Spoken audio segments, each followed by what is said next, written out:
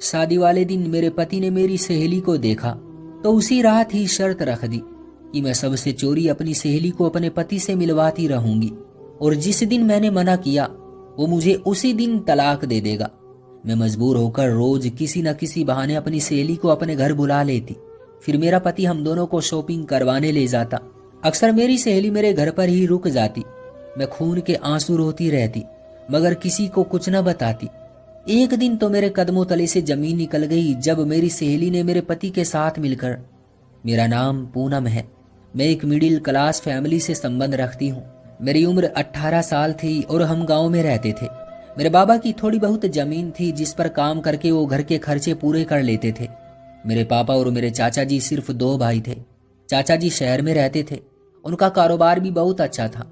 मैंने first class में ही matric pass कर लिया था और इसी मौके पर मेरे पापा के दोस्त हमसे मिलने आए थे। उन्होंने मुझे पूरे 8 साल के बाद देखा था। मैं उनको इतनी अच्छी लगी कि उन्होंने बाबा से ये बात करने में बिल्कुल भी देर नहीं लगाई कि वो मुझे ही अपने घर की बहू बनाना चाहते हैं। उनका भी एक ही बेटा था जिसका नाम अक्षय था। हमारे लिए तो यही था कि जैसे किसी राजा का रिश्ता किसी गरीब के लिए आ गया हो, क्योंकि हमारे पास कुछ भी नहीं था। मेरे बाबा के दोस्त बहुत ज्यादा अमीर थे। वो बहुत पहले ही शहर चले गए थे। वहाँ उनका बड़ा बंगला था, नौकर चाकर थे। न जाने गांव की कितनी लड़कियां अक्षय से शादी करना चाहती थी। ये तो ऐसा ही था जैसे मेरे लिए किसी फिल्म के हीरो का रिश्ता आ गया हो, जिसके लिए सारी लड़कियां मरने को भी तैयार थी। अक्सर बाहर के देश में पढ़ने के लिए गया हुआ था। मेरे माँ बाबा तो खुशी से बेहाल हो गए थे। उनके लिए इससे ज्यादा खुशी की बात और क्या हो सकती थी कि मेरी शादी उनसे अमीर और बेहतर हालात वाले घर में होने जा रही थी, और वो भी एक पढ़े लिखे इंसान से। मेरे साथ चट मंगनी और पट ब्याह वाला मामला हुआ था। मैं भी अपने माँ बाप की खुशी में खुश थी और मैं अपने घर से विदा होकर अपने असल घर में चली आई थी। मैं दुल्हन बनी अपने कमरे में बैठी थी जब मेरा पति अंदर आया। उसने अपने गले में पहने फूलों के हार गुस्से से नोचे और एक तरफ फेंक दिए। वो थका हुआ होता तो ये ठीक था, लेकिन वो थका हुआ नहीं था बल्कि गुस्से में लग रहा था। अचानक से उसका फोन बजने लगा। उसने कॉल अटेंड की और वो किसी को कहने लगा कि मैं नरक में आ गया हूँ और इस वक्त कहाँ हूँगा, इस गंवार लड़की के सामने खड़ा हूँ। तुम फिक्र मत करो, अब मुझे क्या करना है मुझे सब पता है। मेरे बाप ने मुझे मजबूर करके अपनी बात तो मनवा ली है, लेकिन वो मुझे अच्छा व्यवहार रखने के लिए मजबूर नहीं कर सकते। वो किसी मर्द से ही ये बात कर रहा था। शायद वो उसका दोस्त था, लेकिन उसकी बातें बहुत अजीब थी। मुझे डर लग रहा था, मैं घबरा गई थी। ये इतना गुस्से में क्यों है? क्या मेरा पति मुझ पर रोब डालने के लिए ये सब कर रहा था? क्योंकि लड़के को सिखाया जाता है कि तुम कमरे में जाते ही चिल्लाना शुरू कर देना, गुस्सा करना, कुछ तोड़ देना ताकि पत्नी तुमसे डर जाए। मुझे लगा ये सब कुछ भी इसलिए हो रहा है, लेकिन वो वाकई बहुत ज्यादा गुस्से वाले थे और मुझे एक्टिंग नहीं लग रही थी। मैं डरी हुई थी, लेकिन मैं ये दिखा नहीं रही थी कि मैं डरी हुई हूँ। मैं तो गाँव की लड़की थी। मुझे तो ये सिखाकर भेजा गया था कि अपने पति की बात मानना, जैसे वो कहें वैसे ही करना। वो मेरे सामने बैठा और मुझे कुछ पल देखने के बाद बोला, तुम तो मुझसे उम्र में बहुत छोटी हो। मैं तुमसे शादी नहीं करना चाहता था। मैंने कभी ये नहीं सोचा था कि किसी गांव की मैट्रिक पास लड़की मेरी हमसफर बना दी जाएगी, और बाबा ने मुझे अपनी इज्जत और जान के वास्ते देकर इस शादी के लिए तैयार करवाया है। मुझसे बिल्कुल भी ये उम्मीद न रखना कि मैं तुम्हारे साथ और पतियों की तरह रहूंगा। वैसे भी गाँव की लड़कियों के तो बस यही सपने होते हैं कि शादी हो जाए, हम दुल्हन बने। तुम्हारी सोच तो बस यही तक है, पर मेरी नहीं। तुम मुझसे कोई उम्मीद न रखना, लेकिन इसमें तुम्हारा भी कोई कसूर नहीं है। जब वो मुझे इस शादी के लिए मना सकते हैं तो तुम जैसी बेवकूफ लड़की को मनाना क्या मुश्किल था। खैर, हम दोस्तों की तरह रहेंगे, पर इससे आगे और कुछ नहीं सोचना। मैं उसकी ऐसी बातें सुनकर हैरान रह गई थी। मैं तो यही सोचकर आई थी कि अब वो मेरा हमसफर है, पर मैंने दिल को ये कहकर समझा लिया कि हर मजबूत रिश्ते की शुरुआत दोस्ती से ही होती है। लेकिन ये सारी बात इतनी सीधी नहीं थी। फिर कुछ ऐसा हुआ कि मैं बहुत ही ज्यादा हैरान रह गई। जब कोई मर्द अपनी पत्नी के अलावा किसी और से गलत संबंध रखता है तो ये बात अपनी पत्नी से छुपाता है, लेकिन मेरा पति मेरे सामने बैठकर दूसरी लड़कियों से फोन पर बातें करता था, उनकी तारीफें करता और रात देर तक उनसे मैसेज पर बात करता था। कभी उनसे उनकी फोटो मंगवाता तो कभी उनको फोटो भेजता। जब उसने मुझे कभी अपनी पत्नी समझाई नहीं तो मैं किस हक से उसे रोकती या उसे ये कहती कि ऐसा ना करे। मुझ में इतनी अकल कहाँ थी कि मैं जिद पर अड़ जाती या उसे कहती कि मैं तुम्हारी पत्नी हूँ, तुम मेरे साथ ये सब नहीं कर सकते। उसे सीधे रास्ते पर लाने की कोशिश करती। कम से कम अपनी सास ससुर को तो ये बता देती कि वो मेरे साथ ये सब कुछ कर रहा है, लेकिन मैं तो खामोश थी। बस ऊपर वाले की गाय बनकर सब कुछ बर्दाश्त कर रही थी। वो तो मेरे साथ ऐसे ही बात करता था जैसे मैं बेवकूफ और गंवार लड़की हूँ। मैं दिन रात अपने दुख में जलती रहती थी। उन्हीं दिनों में अपनी एक दोस्त से मिली जो इसी शहर में रहती थी। मैं आलिया को 7 साल से जानती थी। जब उसको पता चला कि मैं शादी करके यहाँ आ गई हूँ तो वो फौरन मुझसे मिलने चली आई। मैं बहुत ज्यादा खुश थी कि चलो मेरी कोई दोस्त तो मुझे मिल गई है, क्योंकि मुझे दोस्त की बहुत ज्यादा जरूरत थी। जो कुछ मेरे साथ हो रहा था वो मैं अपने माँ बाप को नहीं बता सकती थी, और इंसान जब तक अपना दिल किसी के सामने हल्का नहीं करे वो और ज्यादा परेशान हो जाता है। मैं भी बहुत ज्यादा परेशान थी और मुझे कोई ऐसा चाहिए था जिसके सामने मैं अपना दिल हल्का कर सकूं। ऐसे हालात में अपना कोई दोस्त मिल जाता तो मेरे लिए बहुत बड़ी बात थी। मैं बहुत ज्यादा खुश हुई। वो फौरन मुझसे मिलने आ गई। इस बात से भी वो बहुत खुश थी। हम दोनों बैठकर बहुत सारी बातें करते रहे। वो बहुत ज्यादा खूबसूरत और पढ़ी लिखी थी। उस पर शहर का असर भी हो गया था। अब तो उसे देखकर ऐसा लगता था कि वो यहाँ शहर में ही पैदा हुई है। अक्षय ने जब आलिया को देखा तो वो उसका दीवाना हो गया। दिन रात मुझसे आलिया के बारे में सब कुछ पूछने लगा, और उसके बाद उसने जो बात की उस पर मैं हैरान रह गई। उसका कहना था कि उसको मेरी दोस्त बहुत अच्छी लगी है। मैं किसी तरह उससे उसके बारे में बात करूं और उसकी दोस्ती अक्षय से कराऊं। मैं इस बात को सुनकर बहुत हैरान हुई, पर मेरे हाथ में वैसे भी क्या था। मैं ये बाजी पहले ही हार चुकी थी। जो मेरा था ही नहीं, मैं उसके लिए क्या लड़ाई करती। अगर वो आलिया के साथ चक्कर न चलाता तो किसी और के साथ चला लेता। मेरी जिंदगी इतनी बुरी हो गई थी कि मुझे पता भी नहीं था। मेरा अपना पति मुझे ये कह रहा था कि तुम मेरी दोस्ती अपनी दोस्त से करवाओ। अगर मैं ये बात अपनी दोस्त से करती तो उसका मेरे साथ क्या व्यवहार होता, वो मुझसे किस तरह से बात करती, वो मुझे क्या समझती, मेरे बारे में क्या सोचती, कि मैं कौन हूँ, मैं किस तरह की बातें कर रही हूँ। वो भी एक शरीफ खानदान से थी। मैं उसके माँ बाप को भी जानती थी। गांव के लोग तो वैसे भी बहुत मासूम और शरीफ होते हैं। मैंने ऐसा ही किया। आलिया भी इस बात को सुनकर गुस्सा नहीं हुई, बल्कि उसको इस बात से बहुत खुशी हुई कि कोई उसका इतना दीवाना बन गया है। जब मैंने ये बात आलिया को बताई तो वो तो खुशी से बेहाल हो गई, और उसको ये बात बुरी नहीं लगी बल्कि अच्छी लगी कि कोई मेरा दीवाना हो गया है। उसने कहा कि देखो, सीधी सी बात है, अगर तुम्हारे पति को तुम में दिलचस्पी नहीं है तो तुम अपने आप को उस पर थोप नहीं सकती। जिस रिश्ते में खुद को दूसरे पर थोपा जाए वो रिश्ते वैसे भी नहीं चलते। अगर वो मुझसे मोहब्बत कर बैठा है तो इसमें मेरा क्या कसूर है। देखो, मैं तुम्हारी दोस्त हूँ, लेकिन तुम्हारा घर तो मेरे आने से पहले ही बर्बाद था। तुम्हारे पति का तुम्हारे साथ कोई संबंध नहीं था। ये बात देखकर ही पता चल जाती है। मुझे बहुत गुस्सा आ रहा था, क्योंकि जिस चीज को वो अपनाना चाहती थी वो मेरी थी, लेकिन जब वो चीज खुद उसकी झोली में जा रही थी तो मैं क्या कर सकती थी। मैं भी खामोश हो गई। गलती उसकी नहीं थी, मेरा ये केस कमजोर था। फिर उन दोनों की बातें शुरू हो गई। वो दिन रात एक दूसरे से बातें करते थे, और ये सब मैंने खुद करवा दिया था। अक्षय अक्सर मुझे खत और गिफ्ट ला कर दिया करता था और कहता था जाओ ये आलिया को देकर आओ। वो भी बदले में मेरे पति के नाम खत लिख कर दिया करती थी। मैं ये सब देखती और बर्दाश्त करती रहती थी। वो तो मुझे इस बात का हिस्सा बना चुके थे। वो माचिस जिससे मेरे घर को आग लग चुकी थी वो मेरे ही हाथों इस्तेमाल करवाई गई थी। एक दिन तो अक्षय ने हद ही कर दी। मुझे कहा कि मैं कुछ भी करके आज आलिया को अपने घर बुलाऊं, वरना वो मुझे तलाक दे देगा। और मैंने मजबूर होकर अपनी बीमारी और इस बात का बहाना बनाकर उसे घर बुला लिया कि मैं बहुत तकलीफ में हूँ, घर में अकेली हूँ। और फिर ऐसा ही हुआ। आलिया भी अपने घर वालों को ये बहाना सुनाकर मेरे घर चली आई। वो अक्सर कोई ना कोई बहाना बनाकर आ जाती थी। ये सब बहाना ही होता था कि वो मुझसे मिलने के लिए आ रही है। ये बात बहुत ही बुरी थी, बहुत ही उलझन हुई थी। इसका नतीजा कभी भी अच्छा नहीं निकलने वाला था, लेकिन जो कुछ हो रहा था उसको कोई भी नहीं रोक सकता था। उसके बाद तो ये रोज का काम ही बन गया था, और आलिया किसी न किसी बहाने से मेरे घर आती। कभी कहती उसको मेरे साथ बाजार जाना है, और कभी मैं उसके घर वालों से झूठ बोलती कि मेरे घर में दावत है और मुझे इसकी मदद की जरूरत है।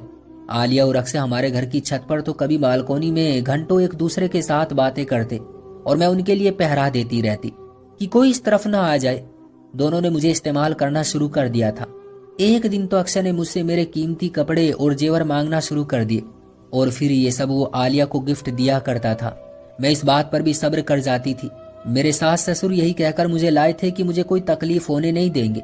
अगर मैं उनसे बात करती तो शायद वो मेरे लिए कुछ करते, लेकिन मैं तो खुद ही उलझ कर रह गई थी। अब तो मैं भी उनके पाप का हिस्सा बनकर रह गई थी। मैं किसी को बताती भी तो क्या बताती, अब पानी सर से गुजर चुका था। मुझे किसी न किसी को बताना चाहिए था। मैं अपनी सास से आराम से बात कर सकती थी, लेकिन जब मैं उनको ये बताती कि मैं खुद अपनी दोस्त को अपने पति के आगे पेश करती हूँ तो मेरे बारे में वो क्या सोचेंगी। वो तो यही कहती कि तुमने खुद अपने घर में आग लगाई है बेवकूफ लड़की, और अब तुम कहती हो मैं तुम्हारे घर को बचाऊं। इतनी समझ तो मुझे थी कि मैं गलत कर रही हूँ और बहुत ज्यादा गलत कर चुकी हूँ। आलिया के सामने भी फरियाद करना बेकार था। वो तो जैसे ये बात सोचती तक नहीं थी कि मैं अक्षय की पत्नी हूँ। उसमें दोस्तों वाली कोई बात रही ही नहीं थी। अक्षय ने वैसे तो पहले भी कभी मेरा एहसास नहीं किया था, पर अब तो वो मेरी तरफ देखता या कोई बात करता तो इस बात का टॉपिक सिर्फ आलिया ही होती थी। वो मेरे सामने आलिया की तारीफें करता था कि उसकी आंखें बहुत प्यारी है, उसके हाथ बहुत प्यारे हैं, वो अपना बहुत ख्याल रखती है, अपने आप को सजा कर रखती है। समझदार लड़कियां ऐसा ही करती हैं, क्योंकि मर्द हमेशा खूबसूरती के पीछे ही जाता है। उसने आलिया को सब बता दिया था कि हमारा आपस में कोई संबंध नहीं है और मैं उसको अच्छी नहीं लगती। मेरा पति आलिया के लिए कोई गिफ्ट लाता तो वो भी मुझसे ही पैक करवाता, और वो रोज मुझ पर तकलीफ के पहाड़ तोड़ता रहता था और मैं ये सब बर्दाश्त करती रहती थी। आलिया के घर वाले काफी सख्त मिजाज के थे और उनको मुझसे बहुत मोहब्बत और मुझ पर बहुत भरोसा था। अगर मैं आलिया को लेने जाती तो वो कभी उसको मेरे साथ भेजने से मना ना करते। उन दोनों की वजह से मैं उनको भी धोखा दे रही थी।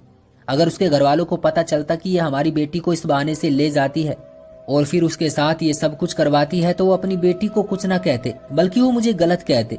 वो मेरे लिए जो शब्द इस्तेमाल करते, वो शब्द जो एक गाली होता कि मैं अपने पति की दलाली कर रही थी। मैं तो ये बात किसी को बताने के काबिल ही नहीं थी, क्योंकि सबके सामने मैं ही बुरी बन जाती, अपने घर वालों के सामने ना, अपने ससुराल वालों के सामने। आलिया के घर वालों के सामने भी ये सोचकर मैं हैरान थी कि अक्षय ने मुझे किस तरह से उलझा दिया था। वो इतना समझदार था और मैं इतनी ज्यादा बेवकूफ थी कि मैं उसकी बातों में उलझ ही गई थी और उसके साथ में भी उसके पाप का हिस्सा बन गई थी। और आगे क्या होने वाला था मैं कुछ नहीं जानती थी, पर मैं क्या करती। अक्षय मुझे मजबूर करता था कि मैं जाऊं और आलिया को लेकर आऊं, और मुझे ये सब करना पड़ता। वो सारे रास्ते मुझे ऐसे नजरअंदाज करते जैसे मैं वहां बैठी ही नहीं हूं। एक दिन इसी तरह हम सैर करने समंदर पर गए। आलिया और अक्षय मेरी आंखों के सामने एक दूसरे का हाथ थामे बैठे थे और हंस रहे थे, मुस्कुरा रहे थे, एक दूसरे के साथ बहुत खुश लग रहे थे। मैं आंसू भरी निगाहों से अपने पति को देख रही थी और मैं कुछ नहीं कर सकती थी। मैं अपने ख्यालों में गुम थी, समंदर के सामने बैठी आंखों से समंदर बहा रही थी। वो दोनों एक दूसरे में इतने गुम थे कि मुझे भूल ही गए थे, और फिर वो मुझे वहां छोड़कर कहीं गायब हो गए, जैसे मैं उनको याद ही नहीं रही थी। मैंने जब देखा कि मैं वहां अकेली हूं और शाम भी होना शुरू हो गई है, तो मैं बहुत घबरा गई, उनको आसपास ढूंढने लगी और रोने लगी। मैं बहुत डर गई थी। मेरी उम्र उस वक्त बहुत कम थी, मैं शुरू से इस शहर में नहीं रहती थी, इसलिए मुझे वहां के रास्तों का नहीं पता था। बड़ी मुश्किल से मैं सड़क तक आई, फिर सोचने लगी कि अब क्या करूं। कुछ देर बाद मेरे सामने एक कार आकर रुकी। शायद वो आदमी वकील था, हुलिये से तो ऐसा ही लग रहा था। उसने मुझे रोते हुए देख लिया और पूछने लगा कि क्या हुआ है। मैं उसको कुछ बताना नहीं चाहती थी, मैंने पहले ही बहुत सी बेवकूफियां की थी, अब और बेवकूफी नहीं करना चाहती थी। लेकिन उसने कहा कि देखो शाम होने वाली है, आप अकेली क्या करेंगी, ये इलाका सेफ नहीं है, यहाँ अच्छे लोग बहुत कम है। आप मुझे बताइए आपकी परेशानी क्या है, मैं आपकी मदद करूंगा। मैंने उसको सब बता दिया और फिर उसने वादा किया कि वो मेरी मदद करेगा। वो शक्ल से शरीफ आदमी लग रहा था। मैं ये नहीं कह सकती थी क्योंकि मुझे लोगों की पहचान नहीं थी। अगर मुझे लोगों की पहचान होती तो मैं अपने पति और अपने दोस्त को पहले ही पहचान जाती, उनके हाथों खिलौना न बनती। इस आदमी ने मेरी मदद करने का वादा करके मुझे कार में बैठाया। उसने मुझसे फिर पूछा कि मैं यहाँ अकेली कैसे आई, तो मैंने उसे बताया कि मैं यहाँ अकेली नहीं आई थी, मैं यहाँ अपने पति के साथ आई थी, पर वो मुझे छोड़कर चला गया है। उसने बात से बात निकालकर मुझसे सारी बात पूछ ली थी। वो बहुत हैरान हुआ कि मेरे साथ ये सब हो रहा है। मैंने उसे कहा कि मुझे किसी तरह मेरे घर पहुंचा दो, मुझे घर का रास्ता भी ठीक से पता नहीं था। खैर मुझे कुछ निशानियां याद थी, उसने मुझे किसी तरह मेरे घर पहुंचा दिया, लेकिन इस सब में काफी वक्त लग गया था। रात के 12 बजने वाले थे। जब मैंने घर में कदम रखा तो घर का माहौल ही बदला हुआ था। मेरे सास ससुर अक्षय सब घर के हॉल में जैसे मेरा ही इंतजार कर रहे थे। मेरी सास ने तो ना आओ देखा ना ताओ, बस मेरा गला दबाने के लिए मेरी तरफ लपकी। वो मुझे मारने लगी और पूछने लगी कि तू किसके साथ मुंह काला करके आई है, रात भर कहाँ थी, किसके साथ थी। मैं पहले सदमे से अभी तक नहीं निकली थी। मुझे तो समझ ही नहीं आ रहा था कि वो मुझ पर ऐसा इल्जाम क्यों लगा रहे हैं। जो इंसान अपनी पत्नी को पहली रात ही कह सकता है कि मैं तुम्हारे साथ कोई रिश्ता नहीं रखूंगा, लेकिन तुम्हें सबके सामने इस बात को छुपाना होगा। वो अपनी पत्नी की दोस्त पर नजर रख सकता है और अपनी पत्नी को कहता है कि मेरे सामने अपनी दोस्त को पेश करो, उसे बहाने बहाने से लेकर आओ। वो आदमी क्या मुझ पर इल्जाम नहीं लगा सकता था? वो लोग मुझे इस्तेमाल कर चुके थे और अब वो मुझे दूध में से मक्खी की तरह निकाल कर फेंक देना चाहते थे, क्योंकि उनके पास और कोई रास्ता नहीं था। उन दोनों ने अपने फ्यूचर की प्लानिंग कर ली थी और मैं उनके फ्यूचर में नहीं थी, और मैं मासूम नहीं जानती थी कि ये मेरे पति का मुझे रास्ते से हटाने का एक प्लान था। वो मुझे वहां गलती से नहीं बल्कि जानबूझकर छोड़कर आया था, और उसने घर आते ही शोर मचा दिया कि मैं किसी के साथ भाग गई हूँ। वो मेरी आंखों के सामने खड़ा था, सर उठाकर पूरे यकीन से झूठ बोल रहा था। उसने ये भी कहा था कि मैंने कभी उसके हक अदा नहीं किए और मैं किसी से फोन पर बातें करती रहती हूँ। मैं तो उसको एक पढ़ा लिखा इंसान समझती थी, पर उसने मेरे साथ इतना बुरा किया। फिर उसने मुझसे तलाक के कागजात पर साइन करवा लिए और मेरी सास ने मुझे धक्के मारकर घर से निकाल दिया। मैं न जाने कितनी देर उनके पैरों में गिरकर माफिया मांगती रही, पर किसी ने मेरी बात नहीं सुनी। मेरे माँ बाप को भी खबर भेज दी थी, वो भी यही कह रहे थे कि वो लोग मेरा गला दबाकर मुझे हमेशा के लिए मार दें, क्योंकि अब वो भी मुझे अपने घर में जगह नहीं देने वाले थे। मैं गली में खड़ी रो रही थी। कुछ देर बाद मुझे कांधे पर किसी का दबाव महसूस हुआ। मैंने पलट कर देखा तो वही वकील था। शायद वो वहां से गया ही नहीं था, या फिर अंदर से आने वाली आवाजें सुनकर वहीं रुक गया होगा। उसने मेरे आंसू साफ किए और ये सब मेरी सास ने देख लिया था। अब वो और बातें बनाने लगी, कहने लगी कि यही तेरा यार है, जा इसके साथ दफा हो जा। उस वकील ने मेरी तरफ देखा और कहा कि तुम इस घर के काबिल नहीं हो। वो मुझे अपने घर ले आया। उसका नाम विशाल था। वो शादीशुदा था और जवान भी था। उसकी पत्नी भी बहुत खूबसूरत थी, लेकिन उसकी पत्नी को फालिज हुआ था। वो बिस्तर पर पड़ी थी। उसका सर और एक हाथ काम कर सकता था। उसके 2 बच्चे भी थे, एक बेटा और एक बेटी। उसने मुझे कहा कि मैं यहाँ सुरक्षित हूँ और अब से मैं यही रहूंगी। मैंने भी वहाँ सबका ख्याल रखना शुरू कर दिया। मैं उसके बच्चों का ख्याल रखती, उसकी पत्नी का काम करती, उसको खाना खिलाती। कुछ साल बाद वो ज्यादा ही बीमार हो गई तो वो मेरा हाथ पकड़कर बोली कि मैं हमेशा के लिए यहाँ रुक जाऊं और उसके पति से शादी कर लूं। इस तरह मुझे भी घर मिल जाएगा और मेरी जिंदगी में सब ठीक हो जाएगा। उन्होंने विशाल से भी शादी की बात की। वो मेरी इस सेवा से बहुत खुश हुई थी। ये कहते ही वो ये दुनिया छोड़कर चली गई। मैं उनको अपनी कहानी भी सुना चुकी थी। विशाल भी अपने बच्चों के लिए शादी के लिए मान गई और अब मैं उनकी फैमिली का हिस्सा बन गई हूँ। मैं बहुत खुश हूँ, इज्जत और सुकून से अपने घर में रहती हूँ। मैं बच्चों का बहुत ख्याल रखती हूँ। वो मुझे भी माँ कहते हैं। मेरे साथ जिंदगी में बहुत बुरा हुआ था, लेकिन उसके बाद बहुत अच्छा भी हो गया। मैं अब अपनी जिंदगी में खुश हूँ। मुझे किसी बात की कोई परेशानी नहीं है। विशाल बहुत अच्छे इंसान है और उसके बच्चों की माँ बनकर मुझे बहुत ही ज्यादा खुशी हो रही है। मुझे किसी से कोई शिकायत नहीं है। जिन जालिमों ने मेरे साथ ये सब किया था, विशाल उन पर केस करके उन्हें सजा दिलवाना चाहते थे, मगर मैंने उन्हें मना कर दिया, क्योंकि मैंने ये सब ऊपर वाले के इंसाफ के लिए छोड़ दिया है। ऊपर वाला ही उनके साथ इंसाफ करेगा और ऊपर वाले का इंसाफ ही बेहतरीन इंसाफ है। आज मैं अपनी जिंदगी में बहुत खुश हूँ और अपने पति की दिलो जान से इज्जत करती हूँ। दोस्तों, ये थी हमारी आज की कहानी। उम्मीद करता हूँ कि आपको पसंद आई होगी। वीडियो को लाइक कर दीजिए और चैनल को सब्सक्राइब कर लीजिएगा। मिलते हैं अगली वीडियो में, तब तक के लिए धन्यवाद।